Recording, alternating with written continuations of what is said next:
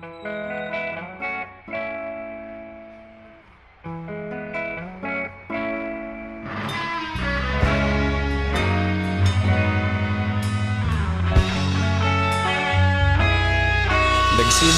ang lahat sa eskwela, nagsama-samang 12 sa kalokohan at sa tuksuhan, hindi maawat sa isa't isa.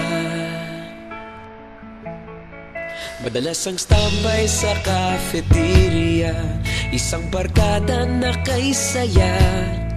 Laging may hawak-hawak na gitara, konting udyok lamang kakanta na.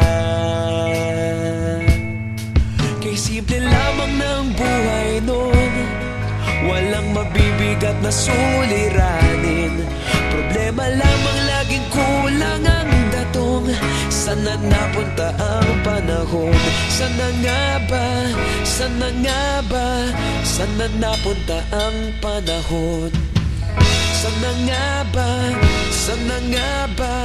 Sana napunta ang panahon? Sa unang ligaw kayo'y magkasama, magkasabwat sa pambobola.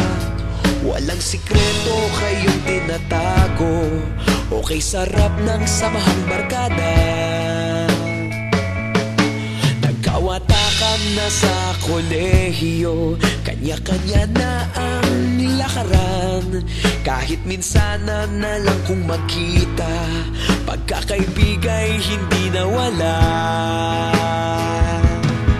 At kung saan na napadpad ang ilan, sa dating eskwela meron din naiwan. Meron pa ng mga ilang nawala na lang, nakakamiss ang dating samahan. Sana nga ba? Sana nga ba? Sana nga bang barkada ngayon? Sana nga ba? Sana nga ba? Sana nga bang barkada ngayon?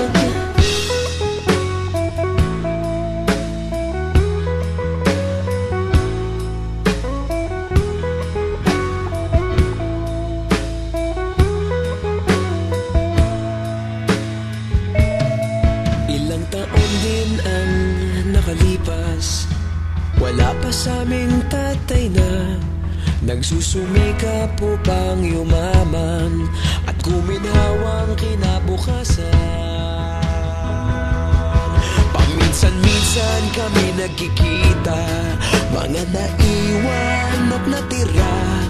At gaya nung araw namin sa eskwela, pag magkasama'y nagwawala.